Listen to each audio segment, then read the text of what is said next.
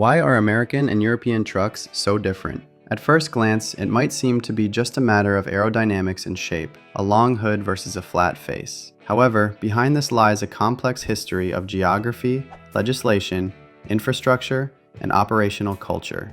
The difference between them is not just about design, it is a reflection of how drivers live and work, the constraints of the road networks, and the specific priorities of the transportation systems in each region. Trucking is the lifeblood of the economy in both Europe and the United States. Every day, millions of tons of freight traverse continents, linking ports, factories, and urban centers. Yet, the equipment used for this task differs radically. In North America, conventional tractors dominate, characterized by a long hood with the cab positioned behind the engine. In Europe, cab-over-engine (COE) models prevail, where the cab sits directly atop the powertrain. Why did these distinct configurations evolve, and what are the functional advantages of each? It begins with geography and distance. In the US, long-haul truckers frequently cover thousands of miles in a single run, crossing multiple states and spending weeks away from home. For these drivers, comfort is a functional necessity rather than a luxury. This is why American sleeper berths are designed as homes on wheels. These spacious units are equipped with full-size beds,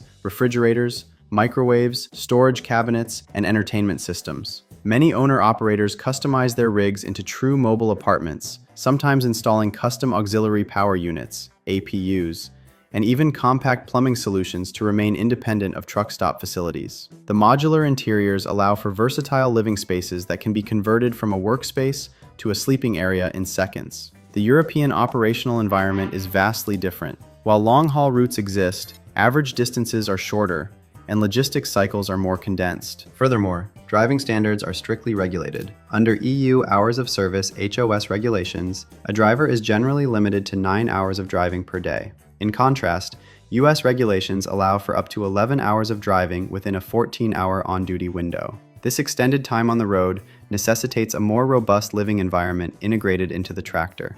Infrastructure is another decisive factor. American interstate highways are generally wide and straight, accommodating long wheelbase vehicles that offer superior stability at highway speeds and a smoother ride. European infrastructure, however, is defined by historical constraints: narrow urban streets, mountain hairpins, tunnels, and high-density traffic. In these conditions, a bulky conventional tractor would be a major liability. Consequently, European trucks are engineered to be compact and highly maneuverable. The COE layout provides a shorter turning radius and superior forward visibility, essential for navigating tight European delivery points. Regulatory history also played a crucial role. For decades, both regions limited the overall length of the entire combination, tractor plus trailer. This forced manufacturers to minimize cab length to maximize cargo volume. However, a pivotal shift occurred in the US with the Surface Transportation Assistance Act of 1982. This legislation changed the rules to restrict only the length of the trailer, effectively deregulating the length of the tractor. This allowed American manufacturers to expand sleeper berths and move the engine forward without sacrificing freight capacity, solidifying the dominance of the conventional long-nosed truck in America. This seemingly minor legislative shift completely transformed the industry. Manufacturers were suddenly free to engineer long, powerful, and aerodynamic tractors without compromising cargo volume. This gave birth to the legendary American aesthetic: massive hoods, chrome accents, and expansive sleeper cabs. Europe, however, did not follow suit. To this day, strict regulations remain in place, generally limiting the total length of a standard articulated vehicle to 16.5 meters, or up to 18.75 meters for road trains. As a result, every millimeter of a European tractor is dictated by space efficiency. Any increase in cab length directly reduces the allowable trailer size, cutting into payload and profitability. European engineers must constantly balance driver ergonomics with the maximum possible cargo volume. These machines are built for surgical precision and practicality, whereas American rigs prioritize endurance and onboard living. From an aerodynamic perspective, American conventional tractors have a distinct advantage. Their sloped front ends allow air to flow naturally around the cab, reducing drag and improving fuel efficiency at sustained highway speeds. In a country where trucks may travel thousands of miles at 75 miles per hour, 120 kilometers per hour, without stopping, this is a critical economic factor. Conversely, the flat-face design of European COE models creates higher wind resistance. However, on European routes where average speeds are lower and journeys are shorter, this inefficiency is less pronounced. Here, maneuverability and space saving take precedence over pure aerodynamic profiles.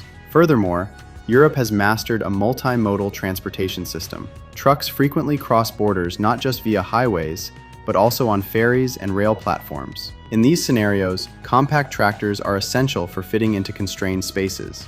A shorter overall length allows more units to be loaded onto a single vessel, maximizing transport efficiency.